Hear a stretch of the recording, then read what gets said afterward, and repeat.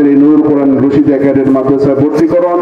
আপনার সন্তানটা প্রাথমিক দিন শিক্ষা পাবে এবং দিনী মাসালা শিক্ষা অর্জন করতে পারবে। এই আমার আপনাদের সকলের কাছে আমার এই আহ্বান। এই পর্যায়ে আপনাদের সম্মুখে পবিত্র কোরআন ও হাদিস থেকে মূল্যবান আলোচনা নিয়ে আসতেছেন আজকের মাহফিলের বিশেষ বক্তা, বিশেষ আলোচক, সুদূর আসলে থেকে আগত হাফেজ মাওলানা মুফতি আবুল কালাম আজাদুর রহমানী, মুহতামিম মারকাজুস সালাম ইন্টারন্যাশনাল মাদ্রাসা আশুলিয়া, ঢাকা। আমি হযরতকে তিনার মূল্যবান আলোচনা করার জন্য সবিনয় অনুরোধ করতেছি।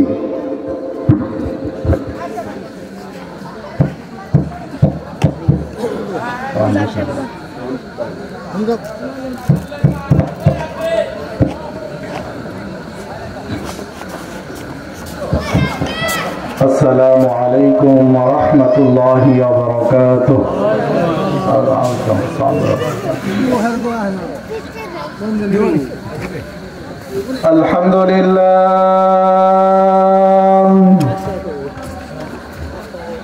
আলহামদুলিল্লাহি ওয়া কাফা ওয়া সালামুন আলা ইবাদিহিল্লাযীনা ইসতাফা।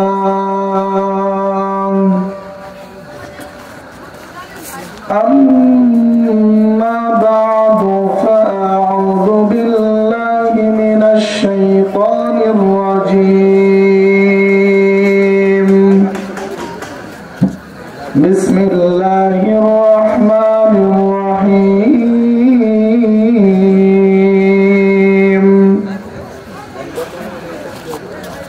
اقرأ باسم ربك الذي خلق، خلق الإنسان من علق. وقال سيدنا رسول الله صلى الله عليه وسلم كل أمر ذي بال لم يبدأ ببسم الله فهو أقطع، أو كما قال النبي صلى الله عليه وسلم. سبحان الله وبحمده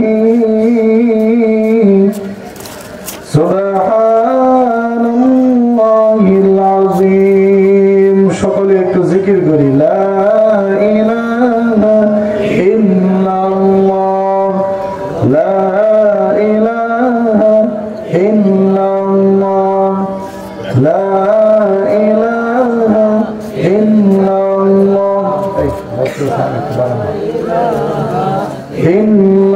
ইল্লাল্লাহ, লা ইলাহা ইল্লাল্লাহ, লা ইলাহা ইল্লাল্লাহ, লা ইলাহা ইল্লাল্লাহ, লা ইলাহা ইল্লাল্লাহ, লা ইলাহা ইল্লাল্লাহ, মুহাম্মাদুর রাসূলুল্লাহ সাল্লাল্লাহু আলাইহি ওয়াসাল্লাম। বালাগাল উলা বিকামালিহি كشف الدجى بجماله حسنت جميع خصاله صلوا عليه وآله. درود شريف পড়ি সকলে। اللهم صل على محمد وعلى آل محمد كما صليت على إبراهيم وعلى آل إبراهيم إنك حميد مجيد.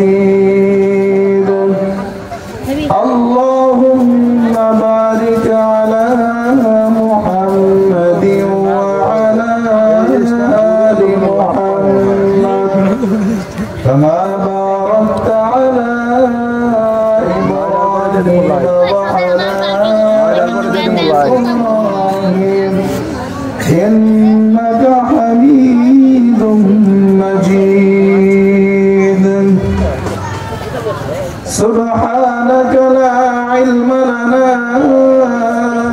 إلا ما علمتنا إنك أنت العليم الحكيم حسبنا الله ونعم الوكيل نعم المولى ونعم النصير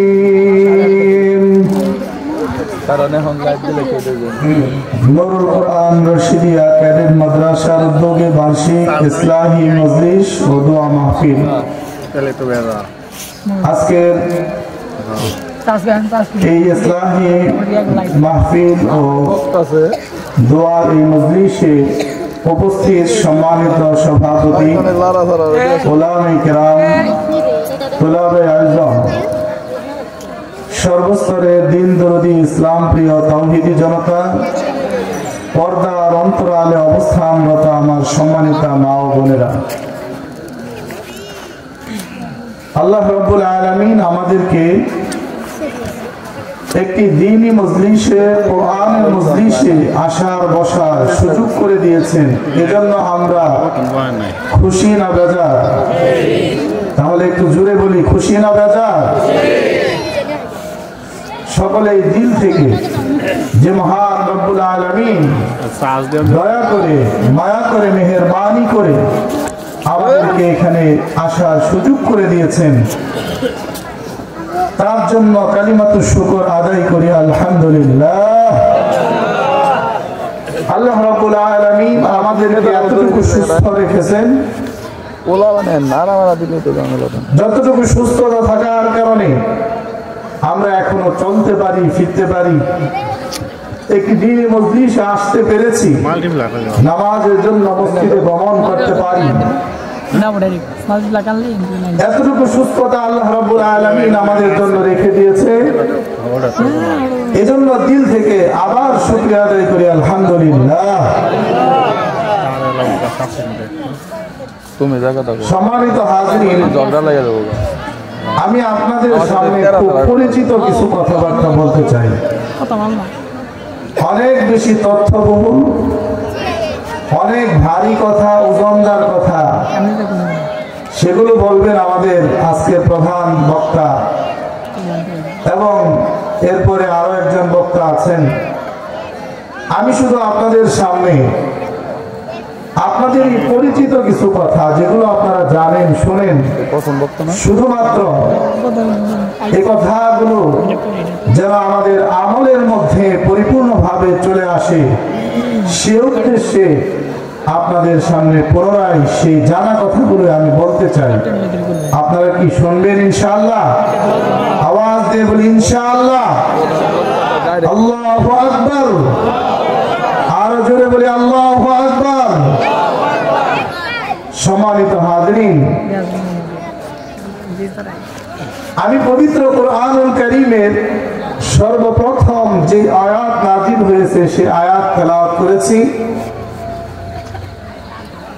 নবীজি সাল্লাল্লাহু আলাইহি ওয়াসাল্লামের অসংখ্য আহাদিসে মুবারাকা থেকে একটি হাদিসের টুকরো পাঠ করেছি আয়াত ও হাদিসকে সামনে রেখে আমি যে বিষয়ে আপনাদের সামনে কথা বলবো সেটি হলো আপনাদের পরিচিত একটি আয়াত বা আয়াতের অংশ বিসমিল্লাহির রহমানির রহিম আপনারা সকলেই পারেন না তাহলে বলেন বিসমিল্লাহির রহমানির রহিম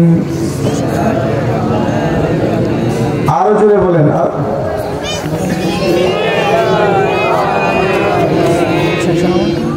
এই বিসমিল্লাহ নিয়েই আপনাদের সামনে কিছু কথা বলবো ইনশাআল্লাহ। আল্লাহ রাব্বুল আলামিন আমাদেরকে এমন একটি আয়াত দান করেছেন যে আয়াত অত্যন্ত ছোট কিন্তু এর ফজিলত তাৎপর্য গুরুত্ব অনেক অনেক বেশি আমাদের সকলের জানা থাকার কারণে আমরা হয়তো এটার গুরুত্ব অনেকেই বুঝি না। যদি এর ফজিলত এবং তাৎপর্য গুরুত্ব আমরা বুঝি, আমাদের জানা থাকে, তাহলে এর উপর আমল করা আমাদের সকলের জন্য আল্লাহ তাআলা সহজ করে দিবেন ইনশাআল্লাহ। সর্বপ্রথম আমি এই বিসমিল্লাহর অর্থটা কি সেটা আপনাদের সামনে স্পষ্ট করতে চাই। এই বিসমিল্লাহর মধ্যে 5টি শব্দ রয়েছে। কয়টি শব্দ? জোরে বলি, কয়টি শব্দ? 5টি। 1 নম্বর বা। বায়ের অর্থ কি? বায়ের অর্থ হলো অনেকগুলো অর্থ। এর মধ্যে এখানে যেটা শিক্ষা সেরকম একটা অর্থ হলো সাহায্যে, দ্বারা। এরপরে আসুন ইসমুন। বায়ের পরে হলো ইসমুন। ইসমুন অর্থ নাম। হাদিসে পাকের মধ্যে এসেছে আল্লাহ রাব্বুল আলামিন তার অনেকগুলো নাম রয়েছে। নবীজি বলেন ইন্না লিল্লাহি তাআলা 99 ইসমান মান আহসাহা দাখালাল জান্নাহ। নিশ্চয় আল্লাহ রাব্বুল আলামিনের 99টি নাম রয়েছে।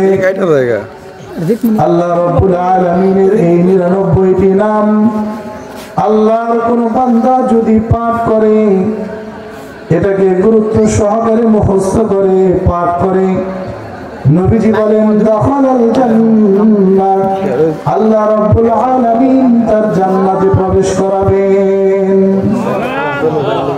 আল্লাহ 99টি নাম একটা পেজের মধ্যে লেখলে আধা পৃষ্ঠা হয় না। আমরা যদি এটাকে মুখস্থ করি, সব সময় পাঠ করি, হাদিসে পাকের মধ্যে আল্লাহর ওয়াদা রয়েছে আল্লাহ তাআলা তাকে জান্নাতে প্রবেশ করাবেন। সুবহানাল্লাহ। তাহলে বিসমিল্লাহের মধ্যে দ্বিতীয় শব্দ ইসমুন, তৃতীয় শব্দ হলো আল্লাহ। আল্লাহ হলেন তিনি যিনি আমার আপনার সাত আসমান জমিন সব কিছুকে যিনি বানিয়েছেন, সৃষ্টি করেছেন। একবার আওয়াজ দিয়ে বলি আল্লাহ। এরপরে চতুর্থ নম্বর শব্দ হলো আর রহমান। বিসমিল্লাহির রহমান। রহমান শব্দের অর্থ হলো পরম করুণাময়। 5 নম্বর শব্দ হলো আর রহিম, অসীম দয়ালু। তাহলে পুরনো বিসমিল্লাহর অর্থ কি দাঁড়ালো? পরম করুণাময়, অসীম দয়ালু আল্লাহ তাআলার নামের সাহায্যে। কথাটা কিন্তু পূর্ণ হয় নাই, একটু উচ্চ রয়েছে। আল্লাহর নামের সাহায্যে কি? এবার আপনি যদি খাবারের শুরুতে বলেন এই বিসমিল্লাহ, তাহলে অর্থ হবে পরম করুণাময়, অসীম দয়ালু আল্লাহ তাআলার নামের সাহায্যে আমি খাবার খাচ্ছি। সুবহানাল্লাহ। আপনি যদি এই বিসমিল্লাহকে কোন কিতাব, কোন বই পাঠ করার পূর্বে পড়েন, তাহলে এর অর্থ হবে পরম করুণাময়, অসীম দয়ালু আল্লাহ তাআলার নামের সাহায্যে আমি পাঠ করছি। কি বলেন? আমরা যে লেখাপড়া করি, বইপত্র পড়ি, আমরা যা কিছু করি, আল্লাহ তাআলার সাহায্য ছাড়া কি আমরা পারবো নাকি? জোরে বলি, পারবো নাকি? দুনিয়ার কোন রাজা বাদশা পারবে? বীর পাহলোয়ান যারা রয়েছে তারা কি পারবে? অনেক অনেক অর্থ সম্পদের মালিক যারা রয়েছে তারা কি পারবে? আল্লাহ রাব্বুল আলামিনের সাহায্য ছাড়া দুনিয়ার কোন রাজা বাদশা তার ওই সিংহাসনের মধ্যে 1 সেকেন্ড টিকে থাকতে পারে না। ঠিক কি ঠিক না? আল্লাহর নামের সাহায্যে আমরা যা কিছু করি না কেন, সব কিছুর পিছনে কার সাহায্য রয়েছে? আল্লাহর নামটা একটু জোরে বলি, কার সাহায্য? আল্লাহু আকবার। সম্মানিত হাজরিন, এই বিসমিল্লাহির রহমানির রহিম আল্লাহ রাব্বুল আলামিনের কাছে এত বেশি প্রিয়, এত বেশি প্রিয়। কুরআনুল কারীমের মধ্যে 114টি সূরা রয়েছে। কয়টি সূরা? জোরে বলি, কয়টি সূরা? 114টি সূরা। আল্লাহ রাব্বুল আলামিন 114টি সূরা যখনই নাযিল করেছে, কোন একটি সূরা নাযিল করেছে। কোন একটি সূরা যখনই লেখা হয়েছে দুইটি সূরার মধ্যে পার্থক্য করার জন্য তখনই আল্লাহ রাব্বুল আলামিন বিসমিল্লাহকে নাজিল করেছে। সুবহানাল্লাহ।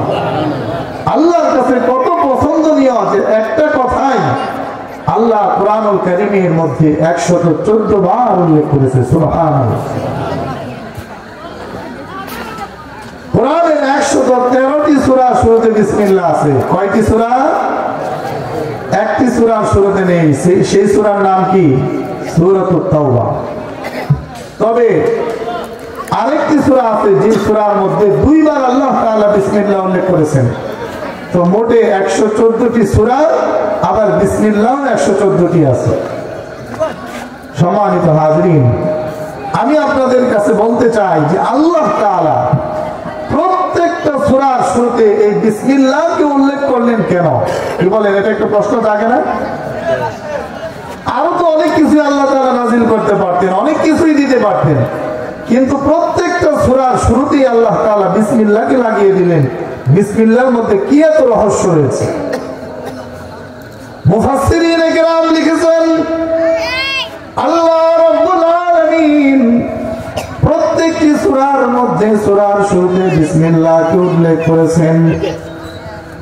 আল্লাহ তাআলা প্রতিটি সূরার শুরুতে বিসমিল্লাহ উল্লেখ করে আমাদেরকে জানিয়ে দিয়েছেন, ও দুনিয়ার মানুষ, আমি আল্লাহ তাআলা এই সূরার মধ্যে কিছু বিধান দিয়েছি, হুকুম দিয়েছি। আমি আল্লাহ তাআলা নামাজের বিধান দিয়েছি, রোজার বিধান দিয়েছি, হজের বিধান দিয়েছি, যাকাতের বিধান দিয়েছি। ও বান্দা, মনে রেখো, আমি আল্লাহ এই কোরআনের মধ্যে এমন কোন বিধান দেই নাই যে বিধানটা মানুষের জন্য কষ্টসাধ্য, মানুষের সাধ্যের অতীত, মানুষের সামর্থ্যের বাহিরে এমন কোন বিধান দেই নাই। আমি আল্লাহ তাআলা সূরার শুরুতে বিসমিল্লাহ উল্লেখ করে বুঝিয়ে দিলাম। বিসমিল্লাহর অর্থ হলো পরম করুণাময় অসীম দয়ালু আল্লাহর পক্ষ থেকে। তার মানে এই সূরার মধ্যে যতগুলো বিধান রয়েছে এই সবগুলো দয়াময় আল্লাহ তাআলার পক্ষ থেকে। সুতরাং ওই দয়াময় আল্লাহ তাআলা তিনি কোনো জুলুমের বিধান, অন্যায়ের বিধান, তিনি কোনো বেইনসাফি বিধান মানুষকে দিতে পারে না। ঠিক কি ঠিক না? আল্লাহর কোনো বিধান, আল্লাহর কোনো হুকুম, এটা কি আমাদের জন্য জুলুম? নামাজ পড়া আমাদের জন্য জুলুম? অনেক ভাইরা তো এটাই মনে করে, আরে খায়দার কাজ নাই, প্রতিদিন 5 ওয়াক্ত নামাজ পড়তে হবে, 5 ওয়াক্ত নামাজ পড়লে কি আর অন্য কাজ করা যায়? এই ধরনের কথাবার্তা বলার লোক আছে কি নাই? আছে। এমনও কথা বলে, নামাজ পড়লে কি আমার ভাত আসবো? বলে কি বলে না? নামাজ পড়লে কি আমার বউ বাচ্চারে খাওয়ানোর ব্যবস্থা হবে? আমি বারবার নামাজ পড়তে যাব, আমার কাজ কি করবে? এই ধরনের লোক আছে কি নাই? ও বন্ধু আমার, তুমি যেই কাজের অজুহাতে নামাজকে ছেড়ে দিলে, তোমার দেহের মধ্যে ওই কাজটি করার শক্তি দিয়েছে কে? তুমি যে ক্ষেতের মধ্যে কাজ করছো, তুমি যে দোকানের মধ্যে ব্যবসা করছো, তুমি যে অফিসে গিয়ে চাকরি করছো, এই যে বাসা থেকে বের হয়ে তুমি তোমার কর্মস্থলে যেতে পারছো, তোমার প্রত্যেকটা কদমের পিছনে পিছনে একজনের সাহায্য রয়েছে। তিনি কে? আল্লাহর সাহায্য ছাড়া দুনিয়ার কোন মানুষ একটা কদম ফেলতে পারবে? জোরে বলেন না কেন? জোরে বলেন। পারবে না। এজন্য ভাইরা আমার, আল্লাহ রাব্বুল আলামিন প্রত্যেকটি সূরার শুরুতে বিসমিল্লাহকে উল্লেখ করে আমাদেরকে জানিয়ে দিলেন, ও দুনিয়ার মানুষ, আমি আল্লাহ তাআলা দুনিয়ার মানুষদেরকে এমন কোন বিধান কোরআনের কোন সূরায় দেয় নাই যে বিধানটা মানুষের জন্য জুলুম, বরং প্রত্যেকটা বিধানই আমি আল্লাহ তাআলার রহমতের বহিঃপ্রকাশ। অনেক নাস্তিক মুরতাদ আছে দুনিয়াতে, দেখবেন কুরবানির সময় আসলে তারা মানুষদেরকে বলে বেড়ায়, টেলিভিশনে বিভিন্ন টক শোতে বসে বসে মাস্তানি করে, বলে আরে কুরবানি করে এতগুলো পশু নষ্ট করার দরকার আছে কোনো? এর চাইতে এই টাকাগুলা গরিব মানুষকে বিলিয়ে দিলে কত দরিদ্র মানুষ আছে, এর দ্বারা মানুষের জনকল্যাণ হবে, মানুষের কল্যাণ হবে। এরকম আছে কি নাই? এরকম পণ্ডিত আছে কি নাই? লক্ষ টাকা, 5 লক্ষ, 7 লক্ষ টাকা খরচ করে হজে যাবে, দেখবেন বলে আহারে এই 7 লক্ষ 8 লক্ষ টাকা খরচ করে হজে গিয়ে কি লাভ? এই টাকা আমাদের দেশের মানুষের পিছনে খরচ করো। শয়তানেরও কিন্তু যুক্তি আছে, আছে কি নাই? কি বলেন, শয়তানের যুক্তি আছে কি নাই? শয়তান আল্লাহ তাআলার কাছে যুক্তি দিয়েছিল, আল্লাহ আপনি আদমকে সৃষ্টি করেছেন, মাটি দ্বারা আমাকে সৃষ্টি করেছেন, আগুন দিয়ে মাটি যদি ছেড়ে দেওয়া হয় কোন দিকে যাবে? উপরে না নিচে? নিচের দিকে যাবে। আগুন যদি জ্বালিয়ে দেওয়া হয় কোন দিকে যাবে? উপরে। তাহলে আমি হলাম আগুনের তৈরি, আমার গতি আসমানের দিকে, উপরের দিকে, আর আদম হলো মাটির তৈরি, তার গতি জমিনের দিকে। তাহলে উপরের যেই জিনিস, সেই জিনিস নিচের জিনিসকে কিভাবে সেজদা করতে পারে? যুক্তি আছে কি নাই? আছে। শয়তানেরও যুক্তি ছিল। আর ইসলামের বিধানগুলোকে বিভিন্ন যুক্তির মায়ের পেছে যারা এই বিধানগুলোকে অবজ্ঞা করতে চায়, ছুঁড়ে ফেলতে চায়, মনে রাখবেন তারাও ওই শয়তানের দূষর। ঠিক কি ঠিক না? যদিও এই সমাজ তাদেরকে নাম দিয়েছে সুশীল, তাদেরকে নাম দিয়েছে বিজ্ঞানী, তাদেরকে নাম দিয়েছে বুদ্ধিজীবী। এগুলো বুদ্ধিজীবী না, এগুলো হলো সব হিবিজীবীর দল। কিসের দল? হিবিজীবী। সম্মানিত হাজিরিন, আল্লাহ রাব্বুল আলামিন প্রত্যেকটি সূরার শুরুতে বিসমিল্লাহির রহমানির রহিম তথা পরম করুণাময় অসীম দয়ালু আল্লাহর কথা বলে এই কথা আমাদেরকে জানিয়ে দিলেন, ইসলামের প্রত্যেকটি বিধান মানুষের জন্য কল্যাণকর। মহান রব্বুল আলামিন এই যে বিসমিল্লাহ নাযিল করলেন, এই বিসমিল্লাহ আমি যে আয়াত কারিমা তেলাওয়াত করেছি, কোরআনুল কারীমের সর্বপ্রথম আয়াত, এই আয়াতের মধ্যে আল্লাহ তাআলা বলেন ইকরা বিসমি রাব্বিকাল্লাযী খলাক। হে নবী, আপনি আপনার সেই প্রভুর নামে পাঠ করুন যিনি আপনাকে এবং গোটা জাহানকে সৃষ্টি করেছেন। হে নবী, আপনি পাঠ করুন আপনার সেই প্রভুর নামে, সে আল্লাহর নামে যিনি আপনাকেও সৃষ্টি করেছেন, গোটা জগৎকে সৃষ্টি করেছেন। এই যে আয়াত, এই আয়াত নাযিল হওয়ার পিছনে প্রেক্ষাপট কি ছিল? কোন প্রেক্ষাপটে আল্লাহ তাআলা নাযিল করলেন? আরবের যারা অমুসলিম ছিল, মুশরিক ছিল, বেঈমান ছিল, আল্লাহর দুশমন ছিল, আবু জেহেলের অনুসারী ছিল, সেই সমস্ত মুশরিকরা যখনই কোনো কাজ করত তখনই তারা তাদের মূর্তির নামে কাজ করত। ঘর থেকে বের হতো, মূর্তির নামে বের হতো। তাদের মূর্তি ছিল লাত, তাদের মূর্তি ছিল উজ্জা, আরেক মূর্তির নাম ছিল মানাত, আরেক মূর্তির নাম ছিল হুবল। এইভাবে এমন এমন মূর্তি তারা বানিয়েছিল, এত এত মূর্তি তারা স্থাপন করেছিল। তাদের ঘরের ভিতরে মূর্তি ছিল, তাদের এলাকার মধ্যে প্রত্যেকটা মোড়ে মোড়ে, প্রত্যেকটা বাজার ঘাটে, মাঠে ময়দানে, সব জায়গায় তারা মূর্তি স্থাপন করেছিল। শুধুমাত্র তাই নয়, এমনকি তারা আল্লাহ রাব্বুল আলামিনের ঘর, শ্রেষ্ঠ ঘর, পৃথিবীর সর্বপ্রথম ঘর খানে কাবার ভিতরেও 360টি মূর্তি ঢুকিয়েছিল। নাউজুবিল্লাহ। যেই সমাজের অবস্থা এমন ছিল, যারা ঘর থেকে বের হতো মূর্তির নামে, খাবার খেত মূর্তির নামে, তারা ইবাদত করত মূর্তির নামে, তারা নিজেদের জীবনের সকল কর্মকাণ্ড মূর্তির নামে পরিচালনা করত। আল্লাহ রাব্বুল আলামিন তাদেরকে জানিয়ে দিলেন, না না না বান্দা, এই মূর্তি তোমাকে জীবন দেয় নাই, এই মূর্তি তোমার মরণ দিবে না, এই মূর্তি তোমার রিজিকের ব্যবস্থা করে না। আমি আল্লাহ রাব্বুল আলামিন তোমাকে সৃষ্টি করেছি, মৃত্যু পর্যন্ত তোমার বেঁচে থাকার ব্যবস্থা করছি। দুনিয়ার কোন মূর্তির নামে, লাত উজ্জা মানাতের নামে তোমাদের কর্মকাণ্ড পরিচালিত হতে পারে না। আল্লাহ রাব্বুল আলামিন কোরআনুল কারীমের সর্বপ্রথম আয়াত নাযিল করে জানিয়ে দিলেন, ইকরা বিসমি রাব্বিকাল্লাযী খলাক। ও নবী, আপনি পাঠ করুন, তবে পাঠ করবেন দুনিয়ার কোন মানুষের নামে নয়, বরং আপনার প্রভু আল্লাহর নামে। সুবহানাল্লাহ। আল্লাহ রাব্বুল আলামিনের নামে। সম্মানিত হাজিরিন, তাহলে এখান থেকে বোঝা যায় মূর্তির সাথে ইসলামের কোনো সম্পর্ক নেই, মূর্তির সাথে ঈমানের কোনো সম্পর্ক নেই। মূর্তি হলো শিরকের আলামত, কুফরের আলামত। মূর্তির সাথে ইসলামের হলো দুশমনী। আল্লাহর নবী যখন মক্কাকে বিজয় করলেন, মক্কা বিজয়ের পরে নবীজি সাল্লাল্লাহু আলাইহি ওয়াসাল্লাম সর্বপ্রথম খানায়ে কাবার ভিতরে ঢুকে 360টি মূর্তির দিকে লাঠি দিয়ে ইশারা করে করে প্রত্যেকটা মূর্তি তিনি ভেঙে ফেললেন।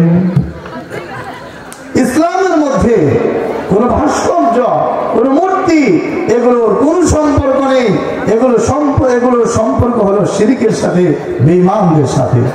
মনে রাখতে হবে, কোন মুসলমান যদি ভাস্কর্যের সাথে সম্পর্ক রাখতে চায়, মূর্তির সাথে সম্পর্ক রাখতে চায়, তারাও মূলত মুসলমানদেরকে খুশি করতে চায় না, আল্লাহকে খুশি করতে চায় না। তারা বেঈমান কাফের মুশরিকদেরকে খুশি করে নিজেদের স্বার্থ উদ্ধার করতে চায়। ঠিক কি ঠিক না? এজন্য পৃথিবীর বিভিন্ন জালেম শাসকরা তারা জালেমদেরকে খুশি করার জন্য, অমুসলিমদেরকে খুশি করার জন্য এরকম মূর্তি আর ভাস্কর্যের সংস্কৃতি মুসলমানদের উপর, ইসলামী ভূখণ্ডের উপর চাপিয়ে দিয়েছে। এই তো আপনারা দেখেছেন সিরিয়ার মধ্যে সেই আসাদ আল বাশার সেই কি পরিমাণ মূর্তি আর ভাস্কর্য সে বিভিন্ন জায়গায় জায়গায় স্থাপন করেছিল। বিজয় হয়েছে, মুজাহিদিনরা জয় করেছে। আল্লাহর সৈনিকরা যখন সেই দেশকে জয় করলো, সেই দেশের জায়গায় জায়গায় স্থাপিত সকল মূর্তিকে ভেঙে খান খান করে দিয়েছে। সুবহানাল্লাহ। সুতরাং ইসলামের শুরু থেকেই ইসলাম বলেছে কোন ধরনের শিরকি কর্মকাণ্ডের সাথে মুসলমানদের সম্পর্ক হতে পারে না। ইসলাম কোন মূর্তি, কোন ভাস্কর্য, কোন মাজার পূজা, কোন ভণ্ড পূজা, কোন পীর পূজা ইত্যাদি এই ধরনের শিরকের সাথে ইসলামের সম্পূর্ণ সাংঘর্ষিকতা রয়েছে। আমরা কি কোন ধরনের শিরকি কর্মকাণ্ডে লিপ্ত হব? প্রশ্রয় দিব? কখনো প্রশ্রয় দিব না। আমাদের আশেপাশে যেখানেই দেখব কোন ধরনের শিরকি কর্মকাণ্ড পরিচালিত হচ্ছে, আমরা আমাদের শক্তি দিয়ে, আমাদের সকল সর্বশক্তি দিয়ে এই শিরককে প্রতিহত করার চেষ্টা করব ইনশাআল্লাহ। সম্মানিত হাজিরিন, আল্লাহ রাব্বুল আলামিন কুরআনুল কারীমের সর্বপ্রথম আয়াত নাযিল করে জানিয়ে দিলেন, দুনিয়ার মানুষ, ইসলামের শিরকের সাথে কোনো সম্পর্ক নাই। মূর্তির নামে তোমরা কোনো কিছু করবে না। খাবার খাবে মূর্তির নামে নয়, বরং কার নামে? জোরে বলুন, কার নামে? ঘর থেকে বের হবো মূর্তির নামে নয়, কার নামে? আমরা বই পুস্তক পাঠ করবো মূর্তির নামে নয়, কার নামে? আমরা যা কিছু করবো সব কিছু একমাত্র যার নামে হবেন, তিনি হবেন আপনার স্রষ্টা, আমার স্রষ্টা আল্লাহ, আল্লাহ রাব্বুল আলামিন। এজন্যই বিসমিল্লাহটা বারবার কোরআনে উল্লেখ করলেন। এজন্য বিসমিল্লাহটাকে, বিসমিল্লাহর এই মর্মটাকে কোরআনের মধ্যে সর্বপ্রথম নাযিল করলেন। সম্মানিত মুসল্লিয়ান কিরাম, আল্লাহ রাব্বুল আলামিন আমাদেরকে কেমন গুরুত্বপূর্ণ একটি আয়াত দান করেছেন একটু লক্ষ্য করে দেখুন। আল্লাহ রাব্বুল আলামিন বিসমিল্লাহর কেমন ফজিলত রেখেছে। হযরত খালিদ বিন ওয়ালিদ ইসলামের একজন বীর সেনানী সিপাহ সালার ছিলেন। খালিদ বিন ওয়ালিদ এত বড় তিনি বীর সেনানী ছিলেন, যার জীবনে আল্লাহ তাআলা কোনদিন পরাজয় দেন নাই। জীবনের প্রতিটি যুদ্ধে তিনি জয়লাভ করেছেন। মৃত্যুর মুহূর্তে তিনি বিছানার মধ্যে শুয়ে শুয়ে যখন মারা যাচ্ছে, স্ত্রী তার পাশেই রয়েছে। স্ত্রীকে ডাক দিয়েছেন, হে আমার প্রাণের স্ত্রী, আমার সারা জীবনের তামান্না ছিল আমি জিহাদের ময়দানে যে যুদ্ধ করতে করতে শহীদ হয়ে যাব। এজন্য সারা জীবন যখনই আমি যুদ্ধ করেছি, আমি পিছন থেকে যুদ্ধ করি নাই, আমি সবার আগে থেকেছি। এমনকি যখনই শত্রু বাহিনী মুসলমানদের উপর হামলা করতে এসেছে, আমি তাদের ওই হামলার ভিতরে, জটলার ভিতরে ঢুকে পড়েছি। আমার উদ্দেশ্য ছিল আমি তাদের জটলার ভিতরে ঢুকে যাব, আর তাদের সাথে লড়াই করব। লড়াই করতে করতে আমি তাদের তরবারির আঘাতে যুদ্ধের ময়দানে শহীদ হয়ে যাব। কিন্তু আল্লাহ রাব্বুল আলামিন আমাকে যুদ্ধের ময়দানে শাহাদাত দান নাই। আজকে আমি বিছানায় মৃত্যুর এই অসুখে কাতরাচ্ছি, মনে হয় এখানেই আমাকে মৃত্যুবরণ করতে হবে। খালিদ বিন ওয়ালিদ তার স্ত্রী ডাক দিয়ে বলেন, ও আমার প্রাণের স্বামী, আপনি বলেন তো আপনার নাম কি? তিনি বলেন, আমার নাম হলো খালিদ। স্ত্রী বলে, আপনার উপাধি কি? তিনি বলেন, সাইফুল্লাহ। স্ত্রী বলেন, সাইফুল্লাহ মানে হলো আল্লাহর তরবারি। সাইফুল্লাহ মানে হলো আল্লাহর তরবারি।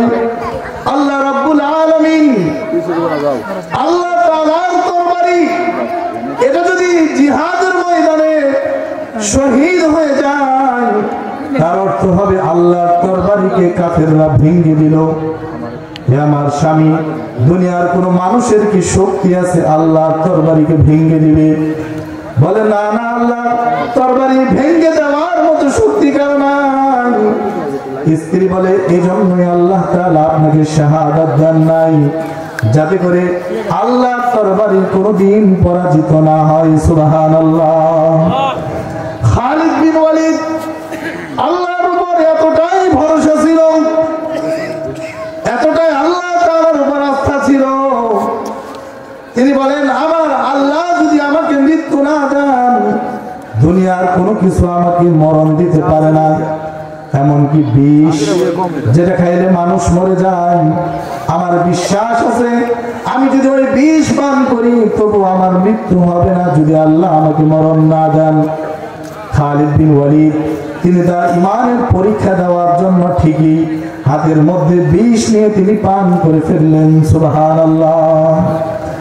তবে তিনি পান করেছিলেন বিসমিল্লাহির রাহমানির রাহিম। এই বিসমিল্লাহ বলে খালিদ বিন ওয়ালিদ বিষ পান করলেন আর আল্লাহর উপর ভরসা রাখলেন, আমি যে আল্লাহর নামে এই বিষ পান করলাম, আশা করি ওই আল্লাহ তাআলা আমার মরণ দিবে না। ঠিকই এমন হলো, বিষ পান করার পরে খালিদ বিন ওয়ালিদ মৃত্যুবরণ করে নাই। সুবহানাল্লাহ। খালিদ বিন ওয়ালিদ মরে নাই, বিষ পান করে ফেলছে। এজন্য আবার আপনারা এটা টেস্ট করতে যাবেন না, বিসমিল্লাহ বলে পান করা শুরু করে দিলে। তাদের যে ইমানি শক্তি ছিল ওটা কি আমাদের আছে? তাদের যে পরিমাণ আল্লাহ তাআলার উপর আস্থা ছিল আমাদের তো নাই। আমাদের কি মন আস্থা দেখেন, আমরা স্লোগানে যাই, মিছিলে যাই, নারায়ে তাকবীর, আল্লাহু আকবার, দিন ইসলাম জিন্দাবাদ। এদিকে পিছন দিয়ে খালি একটা বিরাল লাভ দেয় শব্দ, ঠিকই ঠিক না? তো তাদের ইমানের সাথে আমাদের ইমানের কোনো তুলনা হয় না। দেখবেন মানুষের মধ্যে ঔষধ এটা কাজ করে হলো তার শরীরের রোগ প্রতিরোধ ক্ষমতা কি পরিমাণ আছে সেটার ভিত্তিতে। একজনের শরীরে রোগ প্রতিরোধ ক্ষমতা এটা পরিপূর্ণ আছে, তো তার জ্বর ঠান্ডা লাগলে তেমন ওষুধও খাওয়া লাগে না, ঠিক কি ঠিক না? মোটামুটি খাবার খাদ্য, একটু আনারস আর কাঁচামরিচ 2-3টা চাবাইলেই তার জ্বর ঠিক হয়ে যায়। আমাদের সাথে এরকম একজন সাথী ছিল, ছাত্র ছিল, সে পড়াশোনা করতো, এর যখনই জ্বর আসতো, পঞ্চগড় বাড়ি ছিল, ওষুধ সহজে খাইতো না। গোলমরিচ আছে না, ও বড় মরিচ গুলা বাজার থেকে জ্বর আসলে এগুলো বোম্বাই মরিচ, সেগুলো কিনে এনে 2-3টা একসাথে খেয়ে ফেলতো। জ্বর অবস্থা শরীর দিয়ে ঘাম ঝরতে থাকতো, তার ওষুধ ভালো হয়ে গেছে, জ্বর ভালো হয়ে গেছে। তো কিছু মানুষ আছে যাদের খাবার খাদ্যের মাধ্যমেই শরীর সুস্থ হয়ে যায়। আবার কিছু মানুষ এমন আছে যার রোগ প্রতিরোধ ক্ষমতা শরীরের মধ্যে একেবারে কমে গেছে, তো তার মোটামুটি প্যারাসিটামল খাইলে হয়। আরেকজন আছে তার রোগ প্রতিরোধ ক্ষমতা আরো লো হয়ে গেছে, তো তাকে অ্যান্টিবায়োটিক খাইতে হয়। এরপরে দেখবেন ডায়াবেটিসের কারণে এই পরিমাণ শরীর অচল হয়ে গেছে যে এখন অ্যান্টিবায়োটিকও কাজ হয় না, একেবারে শরীর অকেজ হয়ে গেছে। ঠিক কি ঠিক না? আর ওষুধটা যে কাজ করবে, এটা যার শরীরের মধ্যে রোগ প্রতিরোধ ক্ষমতা যত বেশি, তার মধ্যে কাজও করবে তত বেশি।